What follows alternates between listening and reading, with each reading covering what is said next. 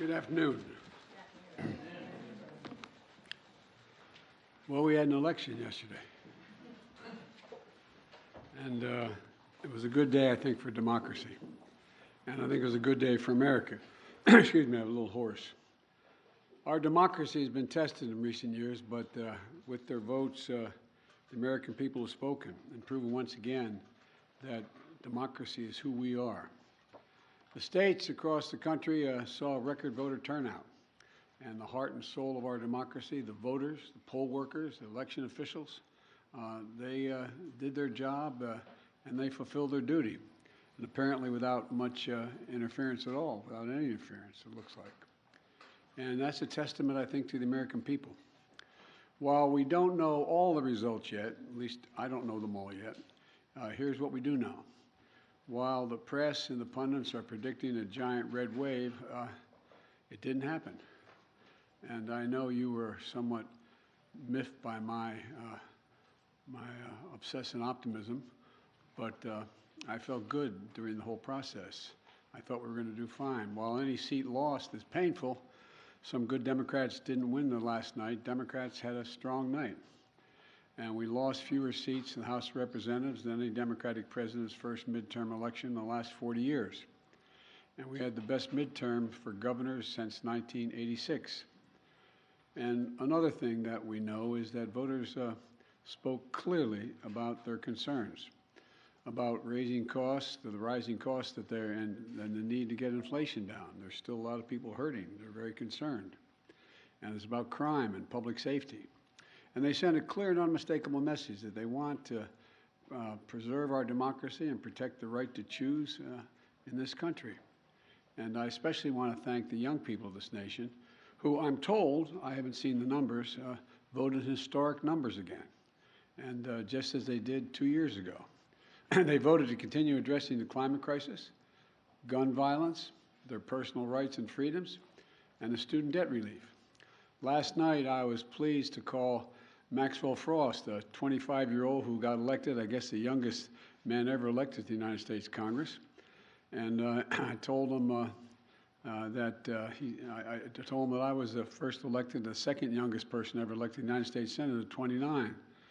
That I have no doubt he's off to an incredible start and what I'm sure will be a long, distinguished career. And when he's president and they say Joe Biden's out in the outer office, I know I'm going to say Joe who. But the voters were also clear that they are still frustrated. I get it. I understand it's been a really tough few years in this country for so many people. When I came to office, we inherited a nation with a pandemic raging and an economy that was reeling. And we acted quickly and boldly to vaccinate the country and to create a stable and sustained growth in our economy. Long-term investment to rebuild America itself, our roads, our bridges, our ports, our airports, clean water systems, high-speed internet. And we're just getting started. The interesting thing is that this is all going to really come into clear view for people in the months of January, February, March of next year. It's just getting underway. So I'm optimistic about how the public is going to even be more embracive of what we've done. Historic investments that are leading companies to invest literally hundreds of billions of dollars combined to build semiconductor factories and other advanced manufacturing here in America.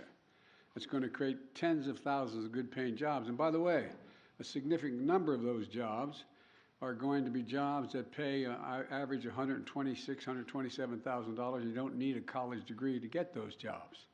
And we're dealing with global inflation as a result of the pandemic and Putin's war in Ukraine. We're also handling it better than most other advanced nations in the world. We're lowering gas prices. We're taking on powerful interest, lower prescription drug costs, and health insurance premiums and energy bills. After 20 months of hard work, the pandemic no longer controls our lives. It's still a concern, but no longer controls our lives. Our economic policies have created a record 10 million new jobs since I came into office. Unemployment rate is down from 6.4 when I was sworn in to 3.7%, near a 50-year low.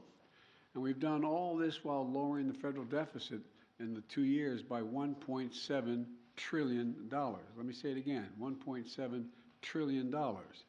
No administration has ever cut the deficit that much. And reducing the federal deficit is one of the best things we can do to lower inflation, but while we've made real progress as a nation, I know it's hard for folks to see that progress in their everyday lives. And it's hard to see the results from actions that we took while we have to implement what we've done. But I believe we took the right steps for the country and for the American people. In fact, if you look at the polls, overwhelming majority, I don't look at them much anymore because I'm not quite sure how to read them anymore. I hope you are uncertain as well. But overwhelming majority of the American people support the elements of my economic agenda. From rebuilding Americans' roads and bridges to lowering prescription drug costs to historic investment in tackling the climate crisis to making sure that large corporations begin to pay their fair share in taxes. And I'm confident these policies are working and that we're on the right path, and we need to stick with them. All these initiatives take hold as they do, from lead pipes being removed from schools and homes to new factories being built in communities with a resurgence of American manufacturers. It's already created, by the way, 700,000 brand new manufacturing jobs. You've heard me say it ad nauseum. I don't know where it's written. It says we can't be the manufacturing capital of the world. We are now exporting product, not jobs, around the world. People across the country are going to see even more clearly the positive effects on their day-to-day lives. But I still understand why they're hurting right now. So many people are concerned. As I have throughout my career, I'm going to continue to work across the aisle to deliver for the American people. And it's not always easy, but we did it the first term. And I'll be surprised a lot of people that we signed over 210 bipartisan laws since I've become president, and we're revitalizing American manufacturing, gun safety, we did it together, and dozens of laws positively impacting on our veterans. And let me say this, regardless of what the final tally in these elections show, and there's still some counting going on, I'm prepared to work with my Republican colleagues. The American people have made clear, I think, that they expect Republicans to be prepared to work with me as well. In the area of foreign policy, I hope we'll continue this bipartisan approach of confronting Russia's aggression in Ukraine. When I return from the G20 meetings in Indonesia with other world leaders, I'm going to invite the leaders of both political parties, as I've done in the past in my foreign trips, to the White House to discuss how we can work together for the remainder of this year and into the next Congress to advance the economic and national security priorities of the United States. And I'm open to any good ideas. I want to be very clear. I'm not going to support any Republican proposal that's going to make inflation worse. For example, the voters don't want to pay higher prescription costs for drugs. We've cut that now. We're going to kick into gear next year, next calendar year. And I'm not going to walk away from the historic commitments we just made to take on the climate crisis. They're not compromisable issues to me, and I won't let it happen. The voters don't want more taxes for the tax cuts for the super wealthy and biggest corporations.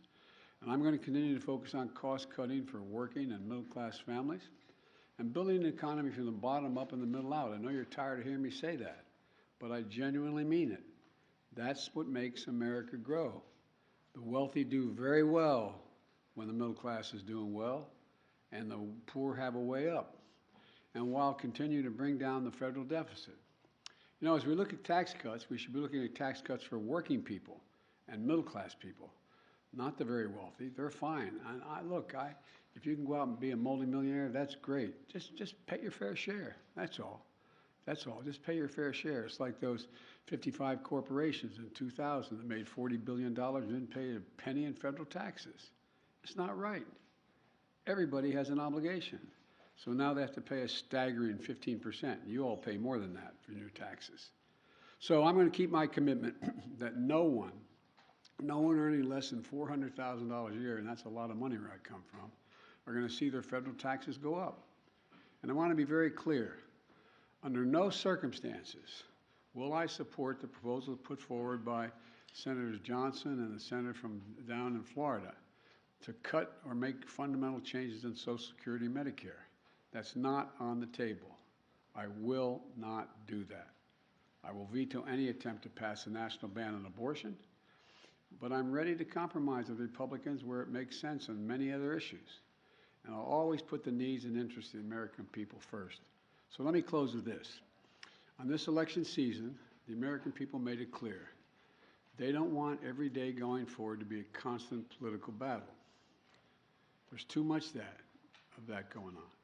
And there's too much that we have to do. The future of America is too promising to be trapped in an endless political warfare. And I really mean it. You've heard me say it time and again for the last 20 months or so. I am so optimistic about the prospects for America. We need to be looking to the future, not fixated on the past. And that future is bright as can be. We're the only nation in the world that's come out of every crisis stronger than we went into the crisis. And that's a fact. I mean, literally mean that. We've come out stronger than we've gone in. And I've never been more optimistic about America's future than I am today. You know, particularly because of all those young people I talked about, 18 to 30. They're showing up. They're the best educated generation in American history. They're the least prejudiced generation in American history, the most engaged generation in American history, and the most involved. Look, after a long campaign season, I still believe what I always have. This is a great nation, and we're a great people. And it's never been a good bet to bet against America. Never been a good bet to bet against America. There's nothing beyond our capacity if we work together. We just need to remember who the hell we are. We're the United States of America. The United States of America. There's nothing beyond our capacity. And I'm pretty well convinced that we're going to be able to get a lot done. Now, I've been given a list of 10 people that I'm supposed to call on, and you're all supposed to ask me one question, but I'm sure you'll ask me more. And so let me start off with a list I've been given. Zeke Miller, Associated Press. Thank you, Mr. President. I have 2 questions for you. As you mentioned, How come we never hold you guys the same standard you hold us to? But anyway, go ahead. We'll filibuster like the Senate. I'm teasing. You mentioned that Americans are frustrated, and in fact, 75% of voters say the country is heading into the wrong direction, despite the results of last night. What in the next 2 years do you intend to do differently to change people's opinion of the direction of the country, particularly as you contemplate a run for president in 2024? Nothing, because they're just finding out what we're doing. The more they know about what we're doing, the more support there is. Do you know anybody who wants us to get rid of the change we made on prescription drug prices and raise prices again?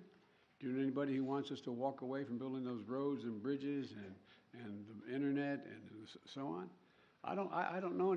I think that the problem is the major piece of legislation we passed, and some of it bipartisan, takes time to be recognized. For example, you got over $1 trillion worth of infrastructure money, but not that many spades have been put in the ground. It's taking time. For example, I was on the phone congratulating a Californian recently, and then someone up in Scranton, Pennsylvania, the congressman who got elected. He said, "Can you help us make sure we're able to have high-speed rail service from Scranton to New York City?" I said, "Yeah, we can. We can. First of all, it'll make it a lot easier, take a lot of vehicles off the road, and we have more money in the pot now, already out there, we voted for, than the entire money we spent on Amtrak to begin with. And it's the same way. For example, I talked about through the campaign that we're going to limit the cost of insulin for seniors to $35 a month instead of $400 a month. Well, it doesn't take effect till next year. So there's a lot of things that are just starting to kick in. And the same way with what we've done in terms of the environmental stuff. It takes time to get it moving. So I'm not going to change. As a matter of fact, you know, there's some things I want to change and add to. For example, we had passed the most bipartisan, we passed the most extensive gun legislation, rational gun policy in 30 years, but we didn't ban assault weapons. I'm going to ban assault weapons. They're going to try like the devil. So I'm not going to change the direction. I said I ran for 3 reasons. I'm going to continue to stay where I am, and I know I fully understand the legitimate concern that what I'm saying is wrong, okay? One is that I said we're going to restore the soul of the country, begin to treat each other with decency, honor, and integrity. And it's starting to happen. People are, the conversations are becoming more normal, becoming more, how can I say it, decent. Second thing I said was I want to build a country from the middle out, the bottom up, and that way everybody does fine. I'm tired of trickle down. Not a whole lot trickles down when you trickle down to hardworking folks. And the third thing I know is still very hard. I'm going to do everything in my power to see to unite the country. It's hard to sustain yourself as a leading democracy in the world if you can't generate some unity. So I'm not going to change anything in any fundamental way. And just on a different topic, Mr. President, Russia today claimed that it had evacuated the Kherson region and the Kherson city. Do you believe that this is potentially an inflection point in that conflict? And do you believe that Ukraine now has the leverage it needs to begin peace negotiations with Moscow? First of all, I found it interesting they waited till after the election to make that judgment, and which we knew for some time that they were going to be doing. And it's evidence of the fact that they have some real problems, the Russian military, number one. Number two, whether or not that leads to, at a minimum, it will lead to time for everyone to recalibrate their positions over the winter period. And it remains to be seen whether or not there will be a judgment made as to whether or not Ukraine is prepared to compromise with Russia. I'm going to be going to the G20. I'm told that President Putin is not likely to be there, but other world leaders are going to be there in Indonesia. And we're going to have an opportunity to see what the next steps may be. Nancy, CBS, Nancy Cordes. Thank you, Mr. President. I have a few questions. Been Okay. saving them up. First of all, Republican leader Kevin McCarthy said last night that it is clear we are going to take the House back. Do you think he's probably right about that? Well, based on what we know as of today, we've lost very few seats for certain. We still have a possibility of keeping the House, but it's going to be close. And for example, in Nevada, we won all three of those seats, contested seats. I went out for each, and I spoke with for each of those folks, but we won them all. I didn't know that last night, so it's a moving target right now, but it's going to be very close. Can you describe your relationship with Mr. McCarthy? How often do you speak to him? What do you think of him? I think he's a Republican leader, and I haven't had much of occasion to talk to him, but I will be talking to him. I think I'm talking to him later today. When it comes to your legislative agenda, when you were vice president, your legislative agenda basically ran into a brick wall 2 years in when Republicans took control of the House, and that lasted for the rest of the Obama presidency. Is there any way for you to prevent that same fate from happening this time around? Yes. If Republicans take control of the House?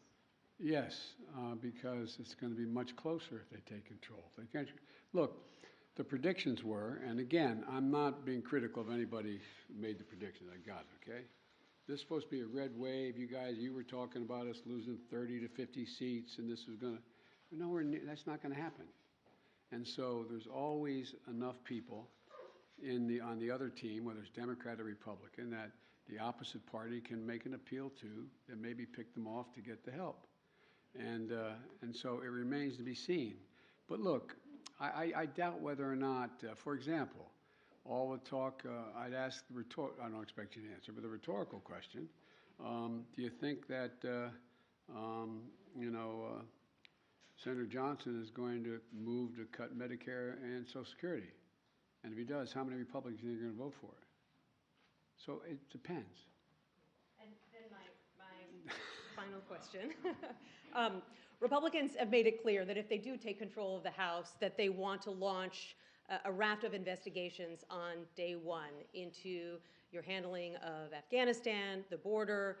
They want to look into some of your cabinet officials. They want to investigate you. They may even want to investigate your son. What's your message to Republicans who are considering investigating your family, and particularly your son Hunter's business dealings? Lots of luck in your senior year, as my coach used to say. Look, I think the American public want us to move on and get things done for them. And, I heard that it was reported, whether it's accurate or not, I'm not sure, but it was reported many times that Republicans were saying, and the former president said, how many times are you going to impeach Biden? Impeachment proceeding against Biden. I mean, I think the American people will look at all of that for what it is. It's just almost comedy. I mean, but you know, look, I can't control what they're going to do. All I can do is continue to try to make life better for the American people. Okay, Phil Mattingly, CNN. Thank you, Mr. President. I have 37 questions. I'm kidding. Sir, at a fundraiser last month, you said, quote, "The rest of the world is looking at this election, both the good guys and the bad guys." You noted you're going to the G20 in a couple days.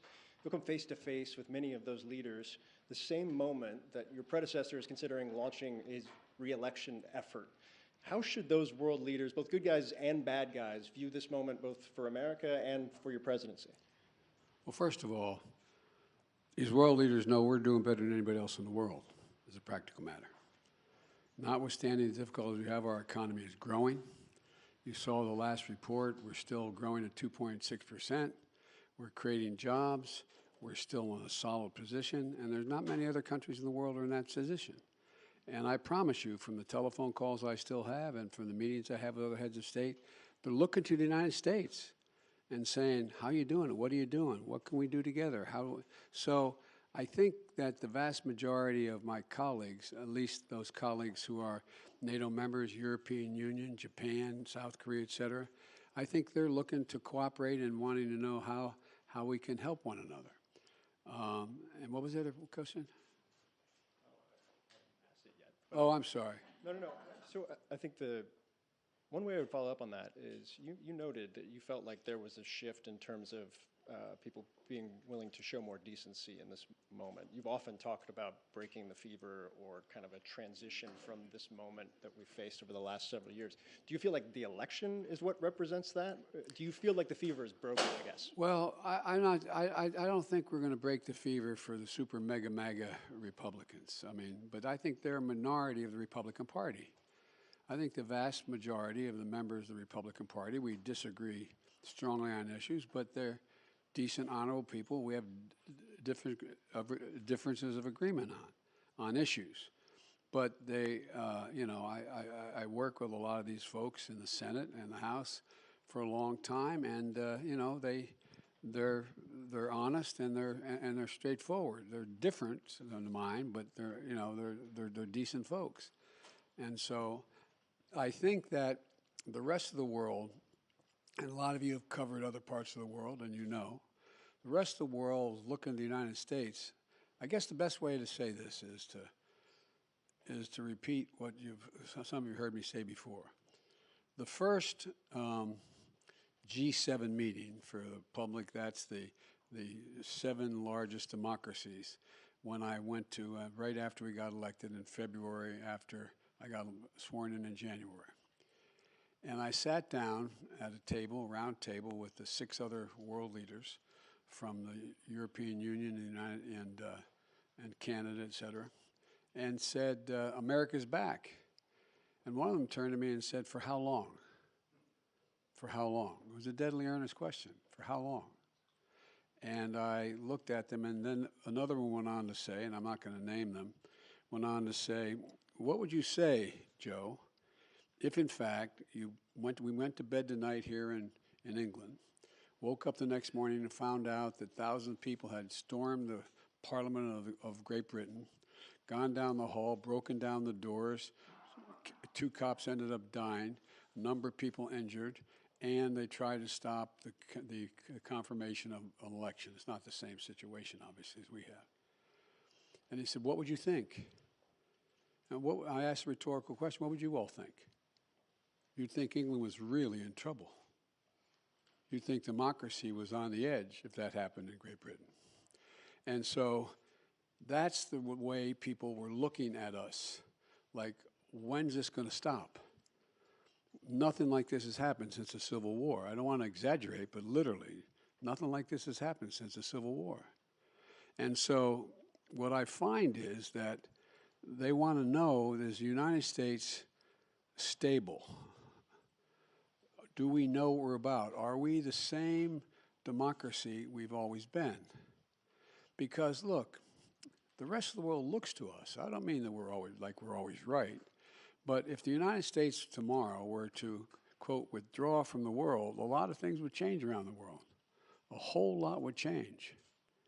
And so they're very concerned that we are still the open democracy we've been, and that we have rules and the institutions matter. And that's the context in which I think that they're looking at, are we back to a place where we are going to accept decisions made by the court, by the Congress, by the government, et cetera. So the entire genesis of that G7 conversation was tied to your predecessor, who is about to launch another campaign. So how do you reassure them, if that is the reason for their questioning, that the former president will not return, or that his political movement, which is still very strong, will not once again take power in the United States? Well,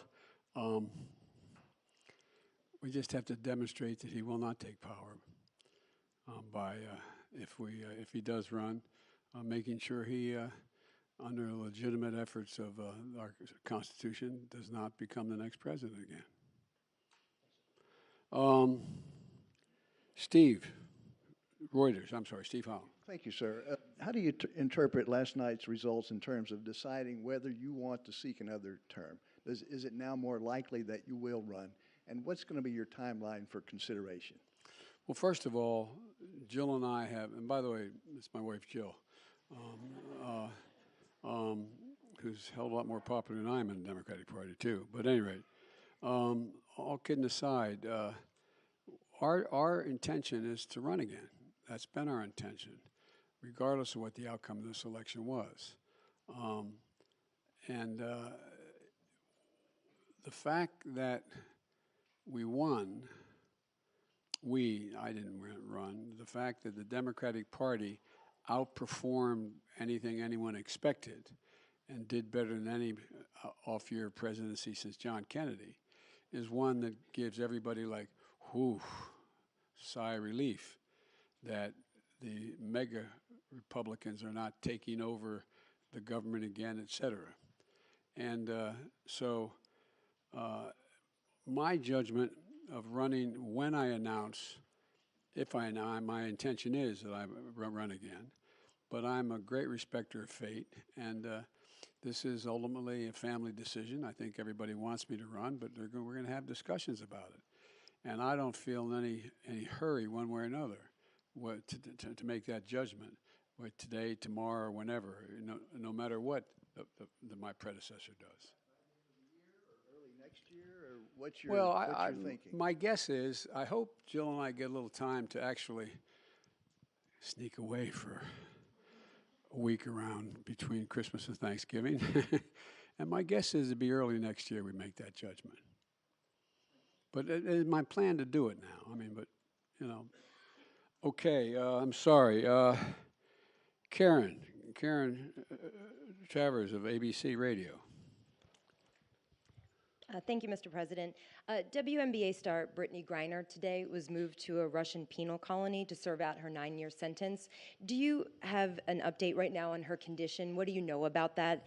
And does this mark a new phase in negotiations with the Russians to secure her release? Can the U.S. now fully engage in talks on a prisoner swap? Well, we've been engaging on a regular basis. I've been spending a fair amount of time with her wife about what's going on with her.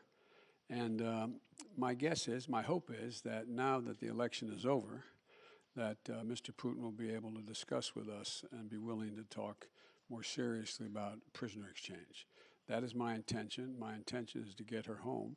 And we've had a number of discussions so far. And I'm hopeful that now that our election is over, there's a willingness to negotiate more specifically with us.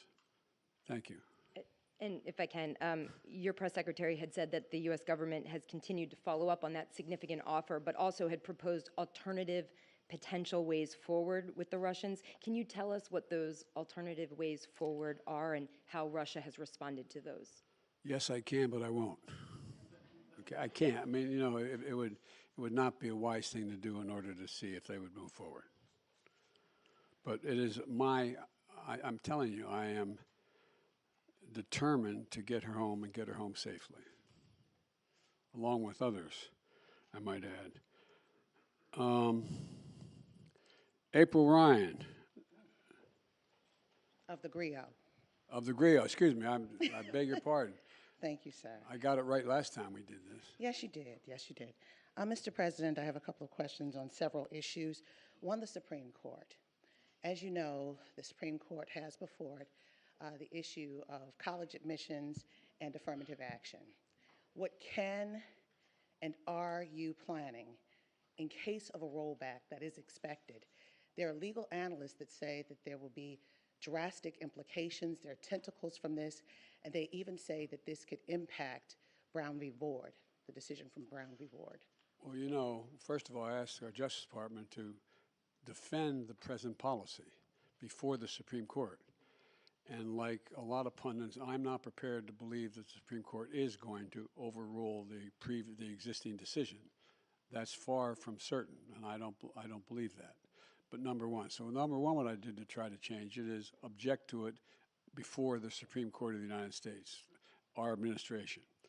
Number two, there are a number of things that we can and must do to make it. And by the way, this is a case involving an Asian American in terms of getting into school, and whether there's affirmative action makes sense at all from the standpoint of those who are arguing against it.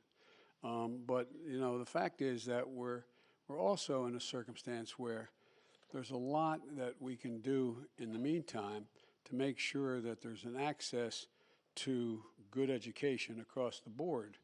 And that is by doing things that relate to starting education at age 3, formal schooling at age 3, which increases not daycare but school. All the studies over 10 years show that that increases the prospect of someone making it through 12 years without any difficulty, no matter what the background they come from, by 56%. And I also think that we should be making sure that we have the ability to provide for 2 years of education beyond that, whether it's apprenticeships or community colleges. And we also are in a situation where I think that, for example, I want to make sure a lot of it has to do with finances as well, that we make sure that we have help for people who come from modest means to be able to get to school. You know, the cost of college education has increased fourfold. And it used to be that a Pell Grant would cover something like 70% of the college tuition. Now it covers significantly less than that. So I want to increase the Pell Grants as well. But let's see what the Supreme Court decides. And I am hopeful, and our team and the lawyers who argued for us are not nearly as certain as the people you quoted as saying it's going to be overruled. Next question, sir. The issue is inflation. The GRIO and KFF conducted a study of black voters that said inflation was the #1 issue, and we saw it in this midterm election. What can you promise concretely in these next 2 years that will help turn the pocketbook for the better in the midst of staving off a recession? Well, a number of things. First of all, black unemployment is almost cut in half under my administration just since I began. More black businesses have opened up, small businesses, than ever before. We're now in a situation where we're providing, through the Small Business Administration, down payments for people buying homes, because most people accumulate wealth in the value of their home. Most middle-class families are like mine. My dad bought a home, didn't have it, just scraped together to get a home. By the time he was able to retire, he had built up equity in the home. That's how most people do that. But what I can't do is I can't guarantee that we're going to be able to get rid of inflation, but I do think we can. We've already brought down the price of gasoline about $1.20 a gallon across the board, and I think that the oil companies are really doing the nation a real disservice. Six of them made over $100 billion in the last quarter in profit. $100 billion. In the past, if they had done the two things that they have done before, one, invest in more refineries and producing more product, and/or passing on the rebates to the gas stations. They sell the oil at a cheaper rate than they are selling it now, not taking advantage, and that lowers the price of the total gallon of gas because that gets passed on. So there's a whole lot of things that we can do that are difficult to do, but we're going to continue to push to do them. And the other thing is that one of the things that makes a gigantic difference is what are the costs that exist in the average family and average black community. One, prescription drug cost. Well, we're driving those down precipitously beginning next year. And, I'll bet a lot of people in the African American and Caucasian community that need to take insulin for diabetes. Well, we're going to be reducing that cost. They're not going to pay more than $35 for the insulin instead of average of $400. And I can go down the list of the things that my dad used to say it a different way. At the end of the month, the things you have to pay for, from your mortgage to food on the table to gasoline in the automobile, do you have enough money to do it? And when it's done, do you have anything left over? And medical bills are a big piece of that, particularly in the African American community and the poorer communities. They need help. And so we're driving down all of those costs, and we've already passed the legislation to do that. It's just taking effect. So there's a lot of things we can do to affect the things that people need on a monthly basis to reduce their inflation, their cost of living. But I am optimistic because we continue to grow and at a rational pace. We are not anywhere near a recession right now in terms of the growth, but I think we can have what most economists call a soft landing. I'm convinced that we're going to be able to gradually bring down prices so that they, in fact, end up with us not having to move into a recession to be able to get control of inflation. And Mr. President, last question on humanity. Everybody else got some. Well, you're coming. Okay, go ahead. Last question on humanity. Sir, you can't legislate and you can't executive order out the issue of empathy or the lack thereof in the midst of this rhetoric, this heated political rhetoric. What's next?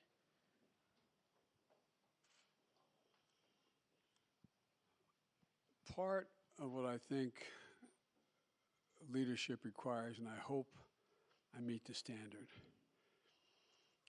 is letting people know you understand their problem.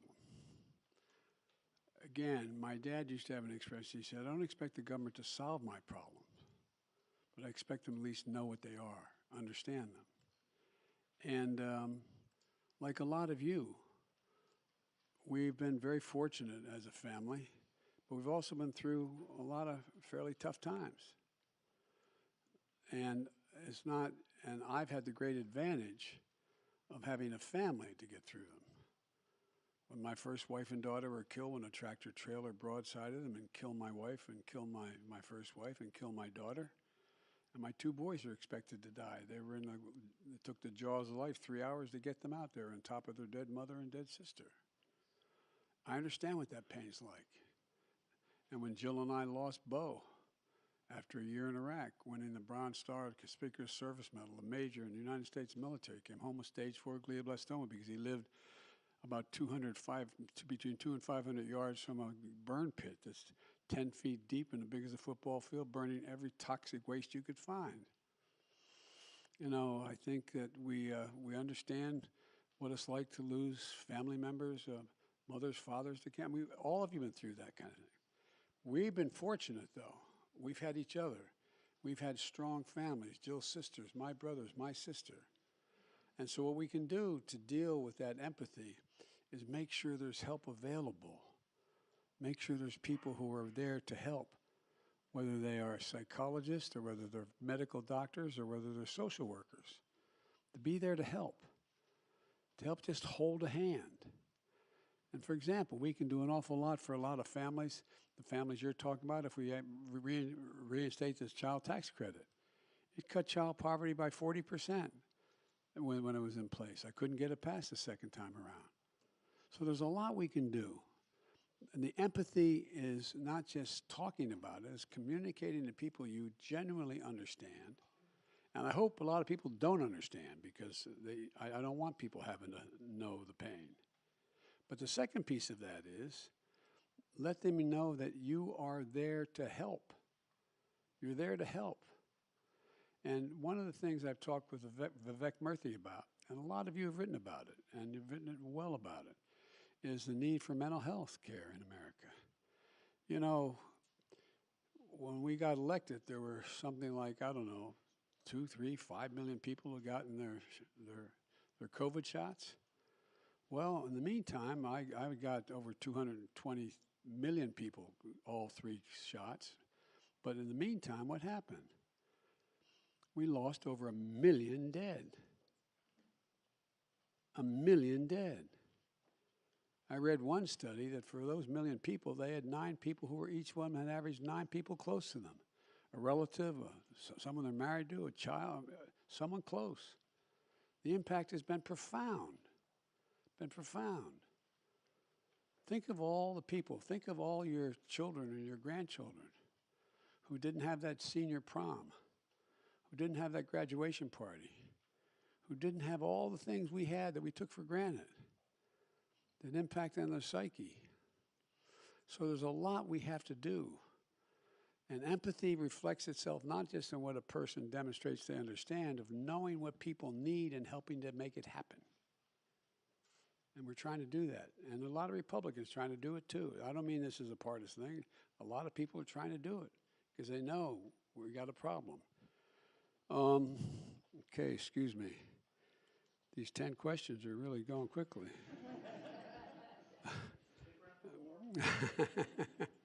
Well, I've got to meet with some of my, talk to some of the Republican leadership soon. But anyway, Jenny Leonard, Bloomberg. Thank you, Mr. President. 2 questions. One, shifting back to your trip to Asia. When you meet with President Xi Jinping of China, will you tell him that you're committed to defending Taiwan militarily? And what are you hoping to get out of this meeting that will make it a success? Are you willing to make any concessions to him? Well, look, I'm not willing to make any fundamental concessions because what I've told him in the beginning, and this is I've spent over 78, I think they told me, hours with him so far, 67 in person when I was vice president. President Obama knew he couldn't spend time with the vice president of another country, so I traveled 17,000 miles with him in China and around in the United States. I've met with him many times. And I've told him, I'm looking for competition, not conflict. And so what I want to do with him when we talk is lay out what kind of each of our red lines are, understand what he believes to be in the critical national interests of China, what I know to be the critical interests of the United States, and to determine whether or not they conflict with one another. And if they do, how to resolve it and how to work it out. And so, and Taiwan doctrine has not changed at all from the very beginning. So I'm sure we'll discuss China, Taiwan, and I'm sure we'll discuss a number of other issues, including fair trade and relationships relating to his relationship with other countries in the region. And so anyway, so there's a lot we're going to have to discuss. You want another question? Yes, Everybody else got one?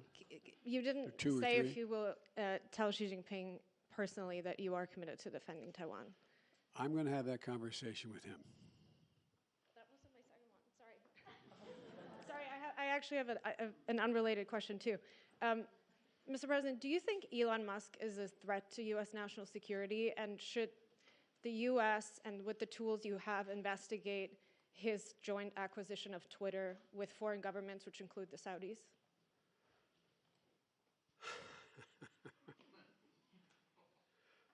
I think that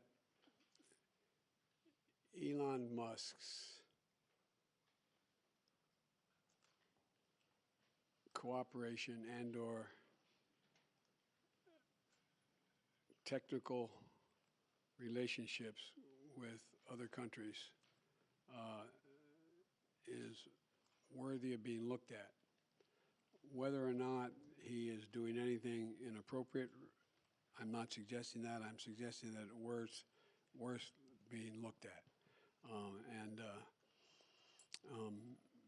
And, but that's all I'll say. There's a lot of ways. All right. Kristen Welker.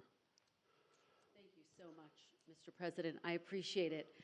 I want to follow up with you on working with Republicans. Leader McCarthy again suggested that he is not prepared to write what he has called a blank check to Ukraine, and yet you expressed optimism that funding for Ukraine would continue, that the policies toward Ukraine would continue.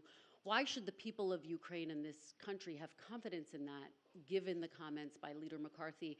And just to follow up with you on your comments to Zeke, you said you don't need to do anything differently. If Republicans control the House, don't you need to recalibrate to some extent to try to work across the aisle with a Republican-led House? Well, let me put it this way. What I meant was I don't have to change any of the policies I've already passed. That's what they said they want to go after. And so what I have is a simple proposition. I have a pen that can veto. Okay?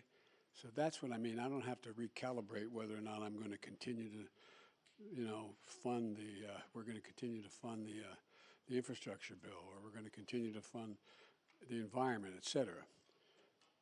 We have to, I think there is a growing pressure on the part of the American people, expecting both parties and all elements of both parties to work out their substantive differences, and not just, I'm not going to do that because it would benefit that party. Just making it personal. So it remains to be seen what the makeup of the House will be. But I'm hopeful that Kevin and I can work out modus vivendi as to how we'll proceed with one another. Will aid to Ukraine continue uninterrupted? That is my expectation. And by the way, we've not given Ukraine a blank check. There's a lot of things that Ukraine wants we didn't do. For example, I was asked very much whether we'd provide American aircraft to guarantee the skies over Ukraine. I said, no, we're not going to do that. We're not going to get into a third world war, taking on the Russian aircraft and directly engage. But would we provide them with all the rational ability to defend themselves? Yes. We provide those HIMARS. Well, the HIMARS, there's two kinds of, but in the average person's parlance, rockets you can drop in those. One that goes over 600 miles and one that goes about 160 miles. We didn't give them any ones that go to 600 miles because I'm not looking for them to start bombing Russian territory. And so we want to make sure that there's a relationship that they're able to defend themselves and take on what is purely the ugliest aggression that's occurred since World War II on a massive scale on the part of Putin within Ukraine. And there's so much at stake. So I would be surprised if Leader McCarthy even has a majority of his Republican colleagues who say they're not going to fund the legitimate defensive needs of Ukraine. And just a quick one. Obviously, a lot of attention on 2024 now that the votes have been cast in the midterms. 2/3 of Americans in exit polls say that they don't think you should run for re-election. What is your message to them, and how does that factor into your final decision about whether or not to run for re-election? It doesn't. What's your message to them? To those 2/3 of Americans? Watch me. Okay, one more. Very quickly, we saw Governor Ron DeSantis with a resounding victory in Florida last night. Who do you think would be the tougher competitor, Ron DeSantis or former President Trump, and how is that factoring into your decision? It'll be fun watching them take on each other. All right, David Sanger.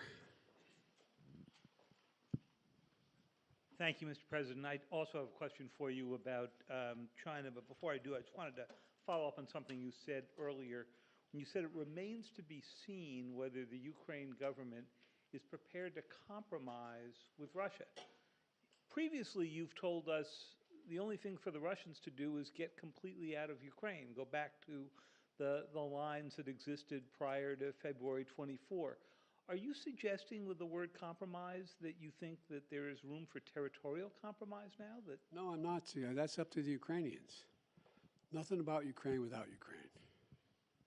what kind of compromise do you have in mind? I didn't have any in mind. You have asked the question whether or not, if I recall, whether or not what would happen if, in fact, after I think the context is that whether or not they're pulling back from Fallujah and from the Kherson, the city of Kherson, and they're coming back across the river to the eastern side of the river, the Russian forces.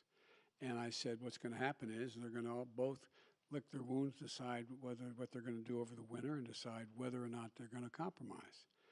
That's what's going to happen, whether or not. I don't know what they're going to do. But I do know one thing, we're not going to tell them what they have to do. You were asked before about your meeting with President Xi.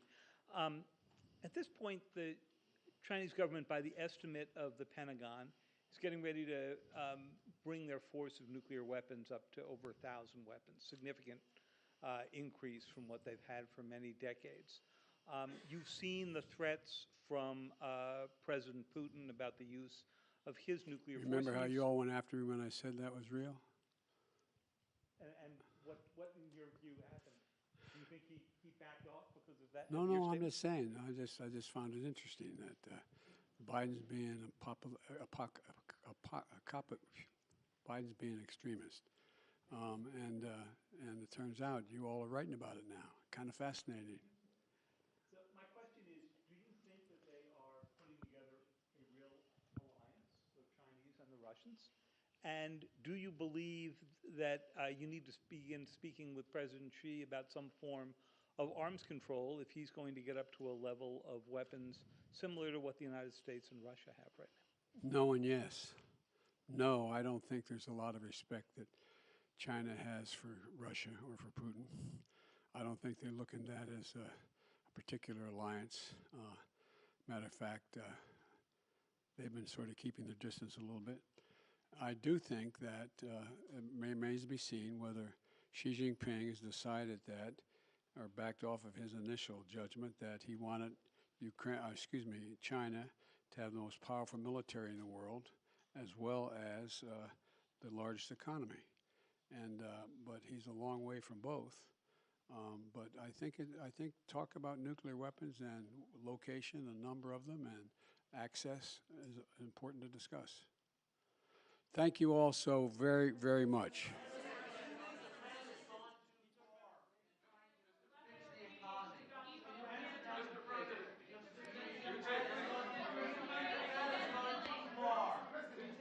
Thank you very, very much. We'll do another hour a little later. Thank you so much. Thank you.